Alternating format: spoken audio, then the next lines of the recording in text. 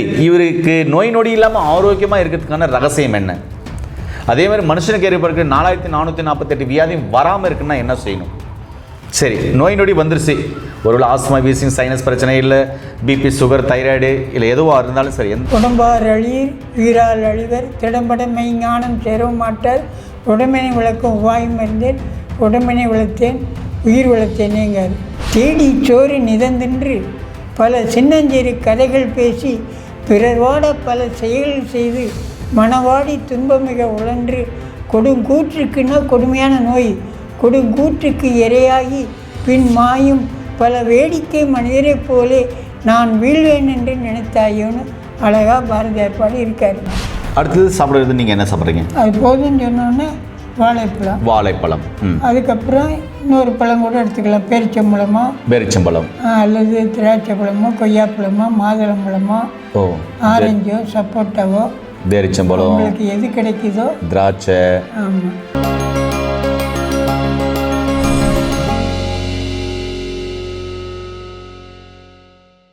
இயற்கையை மருந்து சேனலுடைய மேலும் பல பதிவுகளை தெரிந்து கொள்ள இந்த சேனலை சப்ஸ்கிரைப் செய்யவும், பெல் பட்டனை அழுத்தவும். மேலும் மருத்துவரின் ஆலோசனை பெற இந்த வீடியோவில் உள்ள எண்ணிற்கு தொடர்பு கொள்ளவும். இயற்கை மருந்து நேயர்களுக்கு வணக்கம். இயற்கை வாழ்வியல் வல்லுநர் மதிப்புக்குரிய மூவா அப்பன் அவர்கள் நம்முடைய அருகில் இருக்கார். இவர் 1967 வருஷத்திலிருந்து முழுக்க பழங்கள் மட்டுமே சாப்பிட்டு உயிர் வாழ்ந்துட்டு வர்றாரு. அதுவும் ஆரோக்கியமாக வர்றாரு. ஸ்கின்னு இன்றைக்கி சூப்பராக இருக்குது, தோல் சுருக்கம் கூட கிடையாது. இன்றைக்கி 2026, கிட்டத்தட்ட பார்த்திங்கன்னா 87 வயசு ஆகுது. 87 வயசில் அடி எடுத்து வைக்கிறாரு. இன்றைக்கும் சுறுசுறுப்பாக இருக்கார், அட்டகாசமாக இருக்கார், நோய் நொடியெல்லாம் ஆரோக்கியமாக இருக்கார். சரி, இவருக்கு நோய் நொடி இல்லாமல் ஆரோக்கியமாக இருக்கிறதுக்கான ரகசியம் என்ன? அதே மாதிரி மனுஷனுக்கு ஏற்படுற 4448 வியாதி வராமல் இருக்குன்னா என்ன செய்யணும்? சரி, நோய் நொடி வந்துருச்சு, ஒருவேளை ஆஸ்மா, வீசிங், சைனஸ் பிரச்சனை, இல்லை பிபி, சுகர், தைராய்டு, இல்லை எதுவாக இருந்தாலும் சரி, எந்த நோயாக இருந்தாலும் நோய் வந்துருச்சு, அதிலேருந்து எப்படி முழுமையாக குணமாக்க முடியும்? நீங்கள் எடுக்கிற மருந்து மாத்திரைகளோடு எப்படி இந்த உணவை எடுத்து சரி பண்ண முடியும்? பழங்கள் மட்டுமே சாப்பிட்டு ஒரு மனுஷன் உயிர் வாழ முடியுமா? அவனுக்கு தேவையான சத்துக்கள், அதாவது அவர்களுக்கு தேவையான சத்துக்கள் இந்த உணவின் மூலமாக கிடைக்குமா? இது சாத்தியமா? நினைக்கணும். அவங்க எடுக்கிற மருந்து மாத்திரை தேவையில்லை, நிறுத்திட்டு உணவை மாற்றினாலே நல்லது அப்படின்றாரு. ஏன்னா மருந்தில் பக்க விளைவு இருக்குது, சைடு எஃபெக்ட். புரியுதுங்க ஐயா. ஒரு நோய்க்கு மருந்து சாப்பிட்டா பக்க விளைவில் பல நோய் வந்துடும்ன்றாரு. சரி, ஓகே. இது மூலமா மருந்து இல்லாமல் உணவை மாற்றிட்டா நல்லது. இதோட சேர்த்து ஐயா 15 நாளைக்கு ஒரு முறை நேரடி வகுப்பு எடுக்கிறாரு. அது கீழே போகிற நம்பருக்கு கால் பண்ணிக்கினாங்க, உங்களுக்கு சொல்லுவாங்க. அந்த நேரடி வகுப்பில் உங்களுடைய தலைமுறைக்கு சொத்து பத்து சேர்த்து வைக்கிறது பெருசு இல்லைங்க, ஆரோக்கியத்தை சேர்த்து வச்சுட்டு போகிறது பெருசு. நம்முடைய தலைமுறை ஆரோக்கியமாக இருக்குது. ஊருக்கே நோய் வந்தாலும் நம்முடைய குடும்பத்துக்கு வரல அப்படின்னா பாருங்களேன். அப்போ நம்முடைய ஊருக்கே வரலன்னா எப்படி இருக்கும்? நம்முடைய நாட்டுக்கே வரலன்னா எப்படி இருக்கும்? உலகத்துக்கே வரலன்னா எப்படி இருக்கும்? ஆரோக்கியமாக இருக்கும்ல. இந்த வகுப்பில் நோய் நொடி இல்லாமல் ஆரோக்கியமாக வாழணும்னா, இல்லை நோயோடு இருந்தாலே அவன் ஆரோக்கியமாக அவர் மாறணும்னா, எந்த நோய் நொடி இல்லாமல் அற்புதமாக இருக்கணும்னா, இந்த நேரடி வகுப்பில் 15 நாளைக்கு ஒரு முறை நடக்கிற வகுப்பில் கலந்துக்கிட்டிங்கன்னா எப்படி உணவியல் முறை மாற்றணும், வாழ்வியல் முறை மாற்றணும், நம்முடைய உணவில் 6 உணவுகள் இந்த பழங்கள் இருக்கா, ஒரு மனுஷனுக்கு இதுவே போதுமானதா, இயற்கை உணவுனா என்ன, ஆரோக்கியமாக வாழ்கிறதுனா எப்படி அப்படின்னு ஒளிவு முறை இல்லாமல் இந்த கிளாஸில் ஐயா உங்களுக்கு சொல்லி தரப்படுற. அதிலையும் கலந்துக்கோங்க. நோய் நொடியோடு இருக்கீங்க அப்படின்னு சொன்னால் கீழே போகிற நம்பருக்கு கால் பண்ணிங்கன்னா உங்களுக்கு ஆலோசனைகள் வழங்கப்படும். அதை நீங்கள் இயற்கை மூலமான உணவுகள் தானே, நீங்கள் எடுக்கிற மருந்து மாத்திரைகளோட ஐயா சொன்ன மாதிரி வேணான்றாரு. ஒருவேளை நீங்கள் எடுக்கிறீங்கன்னா அதோடு சேர்த்து இந்த உணவுகளையும் எடுக்கும்போது நோய் நொடி இல்லாமல் ஆரோக்கியமாக வாழலாம். இது சாத்தியமா? வாங்க முழுமையான தொகை இந்த காணொலியில் பார்க்கலாம். ஐயா வணக்கம். ஐயா வணக்கம். உங்களுடைய பேர் மதிப்புக்குரிய மூவா அப்பன், நிறைய வீடியோக்களை சொல்லியிருக்கீங்க.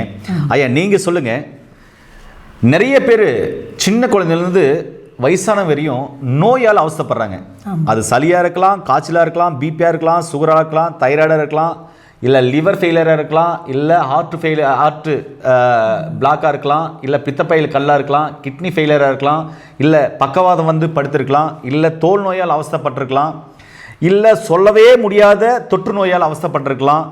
எதுவாக இருந்தாலும் சரிங்கய்யா, எந்த நோயாக இருந்தாலும் சரி, இன்னும் உடல் எடை ஏறுறது, உடல் எடை குறையிறது, இப்படி எந்த நோயாக இருந்தாலும் சரி, நீங்கள் எது எடுத்துக்கலாம். கண் நோய் 96, குழந்தை இல்லாமல் குழந்தை இல்லாமல் இருக்கிறது, ஆண்மை குறைபாடு, 96 வகையான கண் நோய்கள், இப்படி எதுவாக இருந்தாலும் சரிங்க, நரம்பு பிரச்சனை, அல்சர் சம்மந்தமான பிரச்சனை, அதே மாதிரி தூக்கம் இல்லை, கொரட்டை, ஏங்க முடி வளர்ச்சி, அதை முடி வெள்ளையாக மாறிடுச்சு சீக்கிரமாக, நரமுடி இருக்கிறது, பித்தம் இருக்கிறது, பைல்ஸு, எனக்கு சொல்ல தெரியலைங்க. அதாவது ஒரு மனுஷனுக்கு ஏற்படக்கூடிய அனைத்து வகையான நோய்க்கும் இவர்கிட்ட மருந்து கேட்குறேன்.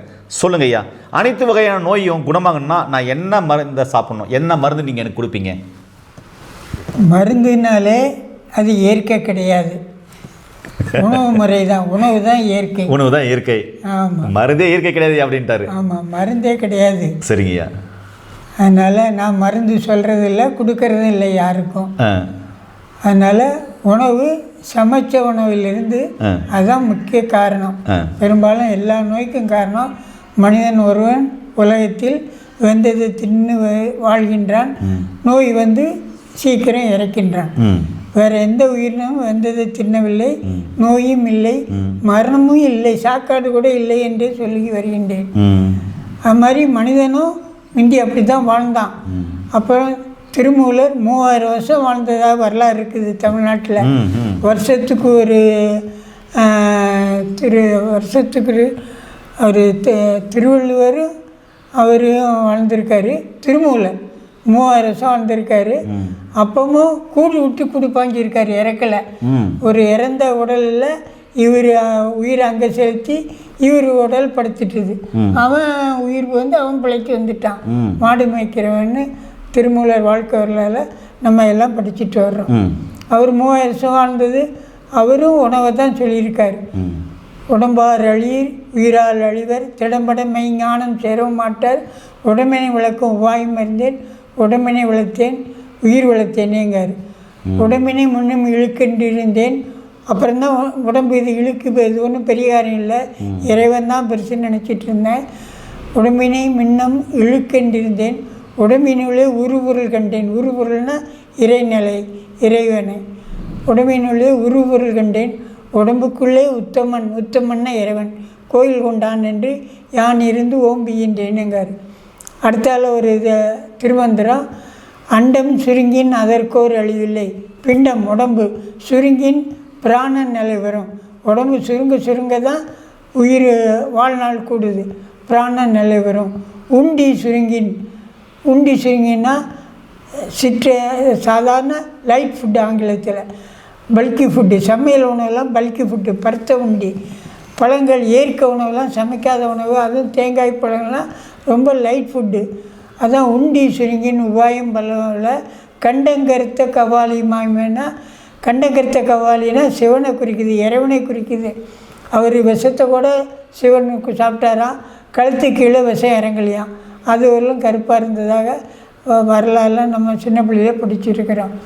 ஆக திருவள்ளுவர், திருமூலர், அப்புறம் பாரதியாரும் தமிழ்நாட்டில் பிறந்த பாரதியாரும் சொல்லியிருக்காரு. அவர் காணி நில வேண்டும் பராசக்தி, அதில் 10 12 தென்னை மரம் வேண்டும் அப்படின்னு, தென்னை மரம் வேண்டும் தான் காணி நிலத்தில் கேட்டிருக்காரு. அப்புறம் அழகாக பாரதியார் ஒரு பாட்டு பாடியிருக்காரு. உடம்பார் அழியர் உடம்பினை முன்னும் இழுக்கின்றிருந்தேன், உடம்பினுள்ளே உருவுருள் கண்டேன், உடம்பினுக்குள்ளே உத்தமன் கோயில் கண்டான் என்று உடம்பினை யான் இருந்து ஓம்பின்றேன்.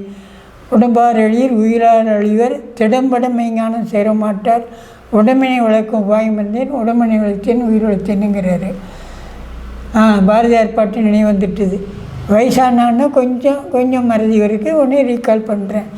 தேடி சோறு நிதந்தின்று பல சின்னஞ்சிறு கதைகள் பேசி, பிறர் வாட பல செயல்கள் செய்து, மனவாடி துன்பமிக உழன்று, கொடுங்கூற்றுக்குன்னா கொடுமையான நோய், கொடுங்கூற்றுக்கு இரையாகி பின் மாயும் பல வேடிக்கை மனிதரைப் போலே நான் வீழ்வேன் என்று நினைத்தாயோன்னு அழகாக பாரதியார் பாடி இருக்கார். அவரும் ஒரு பெரிய சித்தர் தான். அவர் சமையல் உணவு சாப்பிட்டாலும் இறைத்தன்மையில் உணவை பற்றி அழகாக சொல்லியிருக்கார். ஆனால் சோத்தை பற்றி தான் தப்பாக சொல்லியிருக்காரு. தேடி சோறு நிதந்தென்று சோத்தை திங்க திங்க சோத்து பிண்டமாயி பிறவாட பல செய்துனா கற்பழிப்பு, கொலை, களவு, அடிபிடி, திட்டுறது, நான் பெருசு நீ பெருசான்னு சண்டை போடுறது எல்லாமே பிறர்வாட பல செயல் செய்து. அப்புறம் மனவாடி துன்பம்னா மனம் நொந்து போகிறது. நோய் இல்லாமல் நொந்து போகலாம், அடுத்தவன் நம்மளை அடித்தா நொந்து போகிறான், அடுத்தவன் திட்டுனா நொந்து போகிறோம். இந்த மாதிரி பல வகையில் நம்ம மனிதனுக்கு மன நொந்து போகிறவங்க நிறைய பேர் இருக்கிறாங்க. அழகாக சொல்லியிருக்காரு. இதனால் என்னை பார்த்தா திருவள்ளுவர் 2வது திருமூலர் 3வது பாரதியார். அதுக்கப்புறம் தான் மாக்கி பாண்டரங்கனார் மேன் ஷுட் அண்ட் வில்லுன்னு 1934 பெரிய ஆங்கில புத்தகம் போட்டிருக்காரு. அவரும் மருத்துவமனை நடந்து இப்போவுமே கொஞ்சம் கொஞ்சம் தான் ஆதரவு வருது. அப்போல்லாம் ஆதரவு இல்லாமல் மூடிட்டார். திருவிக கல்யாண சுந்தரம்லாம் அவர் மருத்துவமனை தங்கி ஏற்கனவே சாப்பிட்ருக்காரு. அவர் புத்தகத்திலே போட்டிருக்காரு. திருவிக புக்கில் ஏற்கனவே பற்றி எழுதியிருக்கிறாரு. என் நூலில் அதெல்லாம் ஏற்கனவே நோய் இருக்கும் வந்தில் அதெல்லாம் மேற்கோள் காட்டியிருக்கிறேன். 94 வெளிவந்த பெரிய நூல். ஆக இயற்கை உணவுக்கு கண்டிப்பாக நம்ம எவ்வளோ முடியுமோ அவ்வளோ மாறணும். அதுக்காக முழுக்க மாற முடியலன்னு வருத்தம்னா எவ்வளோ முடியுமோ அவ்வளோ மாறுங்க, அந்த அளவுக்கு நன்மை. அப்புறம் கொஞ்சம் கொஞ்சமாக முழுக்க மாறினா முழு நன்மை கிடைக்கும். ஒரு கிணறு முழு கிணறு தாண்டா தான் கிணத்துக்குள்ளே விழாமல் நம்ம பாதுகாப்பாக தரையில் தாவுவோம். கிணறு தாண்டாலும் கிணத்துக்குள்ளே விழுந்து இறந்துடுவோம். நீச்சல் தெரியாதவன். நீச்சல் தெரிஞ்சவனா இறக்க மாட்டான். நீச்சல் அடிச்சுட்டு தத்தளிப்போம். அரை கிணறு தாண்டாலும் 3/4 கிணறு தாண்டாலும் அந்த கதை தான். அந்த மாதிரி தான். அதனால் நிச்சயம் இந்த காணொலியை கேட்குறவங்க வகுப்புக்கு வாங்க. இன்னும் விரிவாக சொல்லுவோம். என்னென்னலாம் எப்பப்பெல்லாம் எப்படிலாம் சாப்பிட்லாம், அது எப்படி சாப்பிட்றது நல்லதுன்னு சொல்லுவோம். கண்டிப்பாக இந்த வகுப்பு உங்களுக்கு பயனுள்ளதாக இருக்கும். உங்களுக்கு வாழ்நாளை நீடிக்கும். நோய் நொடி இல்லாமல் வாழ்வதற்கு முழு உதவியாக இருக்கும். அது மாதிரி மனநோய் உள நோயும் எவ்வளோ செலவு இருந்தாலும் கவலைப்பட்டுட்டு இருக்காங்க நிறைய பேர். அது மாதிரி உள நோயும் நீங்கும், உள அமைதியும் கிடைக்கும். அமைதியான உலகத்தையும் உருவாக்கலாம். வாருங்கள் பயிற்சி முகாமிற்கு. ஐயா, இப்போ இங்கே வச்சிருக்கிற உணவுகள் நீங்கள் பெரும்பாலும் சாப்பிடக்கூடிய உணவுகள். இதில் முக்கியமாக நீங்கள் எதை விரும்பி சாப்பிடுவீங்க சொல்லுங்களேன். முதல்ல தேங்காய். எப்போவாவது தேங்காய் உடம்பு வேண்டான்னு சொன்ன நேரம் தான் தேங்காய் சாப்பிட மாட்டேன். தேங்காய் சாப்பிட மாட்டேன். எப்பெல்லாம் உடம்பு தேங்காய் சாப்பிடலான்னு சொல்லுதோ அப்போ தேங்காய். நான் வயதானதுனால துருவி சாப்பிட்றேன். ஓரளவு பல்லு உரியாதவங்க இப்படி தான் சாப்பிடணும். சில்ல சாப்பிடலாம். ஆமாம். இல்லைன்னா துருவி சாப்பிடலாம். ஆமாம். பல்லு உரியா இருந்தால் இப்படி தான் சாப்பிடணும். துருவி சாப்பிட வேண்டாம். அந்த சக்கரை சாரோட நல்லா மென்று சாப்பிடணும். துருவி சாப்பிட்டாலும் வயசானவங்க பல்லு உறுதி இல்லைன்னா தேங்காய் துருவி அதுலேயும் சக்கரை சாரோட நல்லா மென்று நிதானமாக சாப்பிடணும். அடுத்தது சாப்பிட்றது நீங்கள் என்ன சாப்பிட்றீங்க? அது போதுன்னு சொன்னோடனே வாழைப்பழம். அதுக்கப்புறம் இன்னொரு பழம் கூட எடுத்துக்கலாம். பேரிச்சம்பழம் அல்லது திராட்சை பழமோ, கொய்யாப்பழமோ, மாதுளம்பழமோ, ஆரஞ்சோ, சப்போட்டாவோ, பேரிச்சம்பழம் உங்களுக்கு எது கிடைக்குதோ, திராட்சை. ஆமாம். இது வந்து நெல்லிக்காய், இது சப்போட்டா, ஆமாம். இது ஆரஞ்சு, ஆமாம். இது மாதுளை, இது கொய்யா. இது மாதிரி பல்வேறு வகையான பழங்கள் என்ன கிடைக்குதோ அதில் எடுத்துக்கலாம். நட்ஸும் எடுத்துக்கலாம். நட்ஸ் வேணாலும் எடுத்துக்கலாம். ஆனால் பிளைன் நட்ஸ்னு எடுத்துக்கணும். பிளைன் நட்ஸ்னு வாங்கணும். அதில் எதுவும் மசாலா சேர்க்காம. ஆமாம். உப்பு போடாமல் வறுக்காம சேர்க்கறது ரொம்ப நல்லது இல்லைங்களா? நட்ஸ்னா பாதாம் பருப்பு, பிஸ்தா பருப்பு, அக்ரூட் பருப்பு அல்ல வால்நட்டுன்னு 2 பேரும் உண்டு. அப்புறம் பிஸ்தா, அக்ரூட்டு. ரொம்ப அருமையாக சொல்லியிருக்கீங்க ஐயா. பாருங்கள் எவ்வளோ பழங்கள் இருக்குது. இதை விட இன்னும் சீசனில் உங்களுடைய அந்தந்த மாதத்துக்கு விளையிற சீசனில் விளையிற பழங்களை வந்து எடுத்துக்கலாம். ஆமாம். இல்லைங்களா? நிறைய எடுத்துக்கலாம். மாம்பழம் எடுத்துக்கலாம். இன்னும் நிறைய பலாப்பழம் எடுத்துக்கலாம். நிறைய பழங்கள் கிடைக்கும். ஆமாம். அது மாதிரி நிறைய பழங்கள் அந்த சீசனில் விளையிற பலாப்பழம், மாம்பழம், நாவல் பழம், இது மாதிரி என்னென்ன பழம், சூரப்பழம் எடுத்துக்கலாம், இழந்த பழம் எடுத்துக்கலாம். என்னென்ன பழங்கள் கிடைக்குதோ அந்தந்த மாதத்தில் கிடைக்கக்கூடிய பழங்களும் எடுத்துக்கலாம். நன்றிங்கய்யா.